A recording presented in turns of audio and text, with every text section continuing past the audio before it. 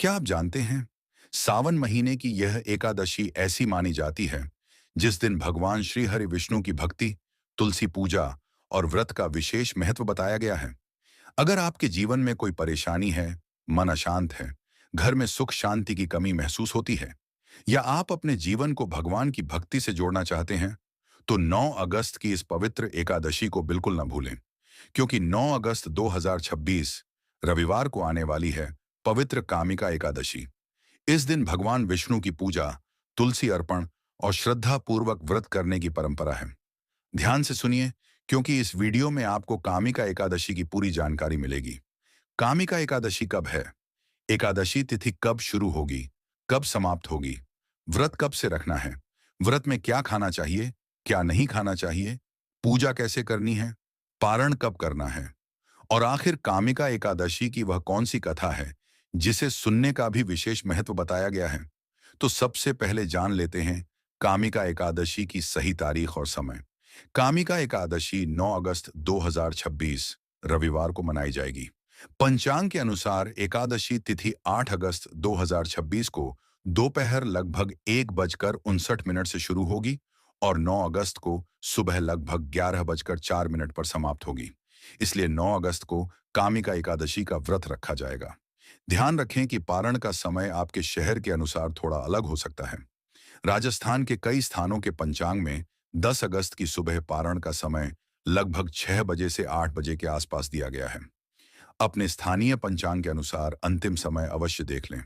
अब जानते हैं कामिका एकादशी की महिमा। कामिका एकादशी श्रावण मास के कृष्ण पक्ष की एकादशी है और यह भगवान श्री हरि विष्णु को समर्पित मानी जाती है। धार्मिक मान्यता के अनुसार इस दिन भगवान विष्णु की पूजा करने, तुलसी दल अर्पित करने, दीपक जलाने और श्रद्धा से व्रत रखने से विशेष पुण्य प्राप्त होता है। कामिका एकादशी की कथा में भगवान विष्णु की भक्ति और तुलसी की महिमा को विशेष रूप से बताया गया है। कहा गया है कि भगवान विष्णु को तुलसी अत्यंत प्रिय है और भक्ति भाव से अर्पित किया गया तुलसी दल भगवान को बहुत प्रिय माना जाता है। इसीलिए इस दिन भगवान विष्णु के चरणों में तुलसी दल अवश्य अर्पित करें। अब जानते हैं कामिका एकादशी का व्रत कैसे रखें। व्रत से एक दिन पहले यानी 8 अगस्त को सात्विक भोजन करें। भोजन हल्का रखें और रात में भगवान विष्णु का स्मरण करें। 9 अगस्त की सुबह ब्रह्म मुहूर्त या अपनी सुविधा के अनुसार जल्दी उठें। स्नान करके स्वच्छ वस्त्र धारण करें। इसके बाद भगवान श्री हरि विष्णु के सामने दीपक जलाएं। भगवान विष्णु को पीले फूल, तुलसी दल, फल और नैवेद्य अर्पित करें। फिर हाथ में जल लेकर संकल्प करें। आप कह सकते हैं, हे भगवान श्री हरि विष्णु, मैं श्रद्धा और भक्ति के साथ कामिका एकादशी का व्रत करने का संकल्प लेता या लेती हूँ। हे प्रभु, मुझे संयम, भक्ति और सद्बुद्धि प्रदान करें और मेरे परिवार पर अपनी कृपा बनाए रखें। इसके बाद भगवान विष्णु के मंत्र का जाप करें। ओम नमो भगवते वासुदेवाय। इस मंत्र का 108 बार जाप करना बहुत अच्छा माना जाता है। आप विष्णु सहस्रनाम, भगवद गीता या कामिका एकादशी व्रत कथा का पाठ और श्रवण भी कर सकते हैं। अब सबसे जरूरी सवाल, कामिका एकादशी में क्या खाएं? अगर आप निर्जला व्रत करने में सक्षम हैं, तो कुछ लोग निर्जला व्रत रखते हैं, लेकिन निर्जला व्रत हर व्यक्ति के लिए आवश्यक नहीं है। अपनी क्षमता और स्वास्थ्य के अनुसार फलाहार या सात्विक व्रत रखें। फल, दूध, दही, मखाना, साबूदाना, कुत्तू या सिंघाड़े के आटे से बने सात्विक व्यंजन और अन्य मान्य फलाहारी पदार्थ लिए जा सकते हैं। व्रत में अनाज और सामान्य दालों से बचने की परंपरा है। विशेष रूप से चावल, गेहूं और सामान्य अनाज का सेवन न करने की परंपरा है। लेकिन ध्यान रखें, व्रत का अर्थ केवल भोजन छोड़ना नहीं है। व्रत का असली उद्देश्य मन, वाणी और कर्म पर संयम रखना है। इसलिए कामिका एकादशी के दिन क्या न करें? किसी से झूठ न बोलें, किसी का अपमान न करें, क्रोध से बचें, किसी के प्रति बुरा विचार न रखें, नशे और तामसिक भोजन से दूर रहें, मांसाहार, अंडा और सामान्य रूप से वर्जित खाद्य पदार्थों से बचें, अनावश्यक विवाद और नकारात्मक बातचीत से बचें और सबसे महत्वपूर्ण, दिन को भगवान विष्णु के नाम, भजन, मंत्र और सत्संग में लगाने का प्रयास करें। अब सुनिए कामिका एकादशी की पवित्र कथा। एक समय देवर्षि नारद जी ने ब्रह्मा जी से पूछा, हे पितामह, श्रावण मास के कृष्ण पक्ष में आने वाली एकादशी का क्या नाम है? उसकी क्या महिमा है? और उसका व्रत किस प्रकार करना चाहिए? तब ब्रह्मा जी ने कहा, हे नारद, श्रावण मास के कृष्ण पक्ष की एकादशी को कामिका एकादशी कहा जाता है। इस दिन शंख, चक्र और गदा धारण करने वाले भगवान श्री हरि विष्णु की श्रद्धापूर्वक पूजा करनी चाहिए। धूप, दीप, नैवेद्य और विशेष रूप से तुलसी दल से भगवान विष्णु की पूजा करने की महिमा बताई गई है। कथा में कहा गया है कि कामिका एकादशी के दिन भगवान विष्णु की भक्ति और पूजा से महान पुण्य प्राप्त होता है। भगवान को तुलसी अर्पित करने की विशेष महिमा बताई गई है। कहा गया है कि भगवान विष्णु को तुलसी अत्यंत प्रिय है और भक्ति भाव से अर्पित किया गया तुलसी दल भगवान को प्रसन्न करने वाला माना जाता है।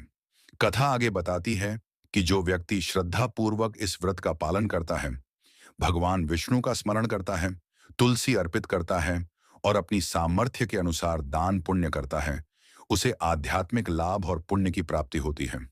इसी कथा में एक ऐसे व्यक्ति का प्रसंग भी आता है जो अपने कर्म के कारण अत्यंत पश्चाताप और संकट में पड़ गया था। उसे अपने किए हुए कर्म का प्रायश्चित करना था। तब उसे भगवान की शरण लेने और कामिका एकादशी का व्रत करने की प्रेरणा मिली। उसने श्रद्धा से भगवान विष्णु का स्मरण किया, व्रत रखा और पूजा अर्चना की।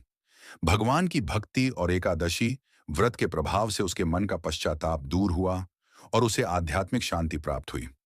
इस कथा का संदेश यही है कि मनुष्य से जाने अनजाने में गलतियां हो सकती हैं, लेकिन सच्चा पश्चाताप, संयम, भगवान की भक्ति और अच्छे कर्म जीवन को नई दिशा दे सकते हैं। इसीलिए कामिका एकादशी केवल भूखे रहने का नाम नहीं है। यह अपने मन को भगवान के चरणों में लगाने, बुरे विचारों को छोड़ने और अच्छे कर्मों का संकल्प लेने का अवसर है। अब बात करते हैं पारण की। एकादशी का व्रत अगले दिन द्वादशी तिथि में उचित पारण समय पर खोला जाता है। राजस्थान के कई पंचांगों में 10 अगस्त 2026 की सुबह पारण का समय लगभग 6 बजे से 8 बजे के आसपास दिया गया है। लेकिन पारण का सटीक समय आपके शहर के सूर्योदय और स्थानीय पंचांग के अनुसार थोड़ा बदल सकता है। इसलिए अपने शहर का पंचांग देखकर ही अंतिम पारण समय निर्धारित करें। पारण के समय पहले भगवान विष्णु को प्रणाम करें, तुलसी युक्त जल या अपनी परंपरा के अनुसार पारण करें और फिर सात्विक भोजन ग्रहण करें। अगर किसी व्यक्ति को बीमारी, कमजोरी, गर्भावस्था, वृद्धावस्था या कोई चिकित्सकीय समस्या है, तो कठोर या निर्जला व्रत करने से पहले डॉक्टर की सलाह लेना उचित है, क्योंकि भगवान भक्ति और श्रद्धा देखते हैं। शरीर को कष्ट देना व्रत का उद्देश्य नहीं है। तो इस कामिका एकादशी पर भगवान श्री हरि विष्णु से यही प्रार्थना करें, हे प्रभु श्री हरि विष्णु, हमारे मन से अहंकार दूर करें, हमारे जीवन से नकारात्मकता दूर करें, हमारे परिवार में सुख और शांति बनाए रखें, हमें सत्य के मार्ग पर चलने की शक्ति दें और अपनी भक्ति में हमारा मन लगाए रखें। हे लक्ष्मीपति भगवान विष्णु, हम पर और हमारे परिवार पर अपनी कृपा बनाए रखें। बोलिए श्री हरि विष्णु भगवान की जय। जय श्री लक्ष्मी नारायण। ओम नमो भगवते वासुदेवाय। और यदि आप भी 9 अगस्त 2026 की कामिका एकादशी का व्रत रख रहे हैं, तो कमेंट में श्रद्धा से लिखिए, ओम नमो भगवते वासुदेवाय। जय श्री हरि।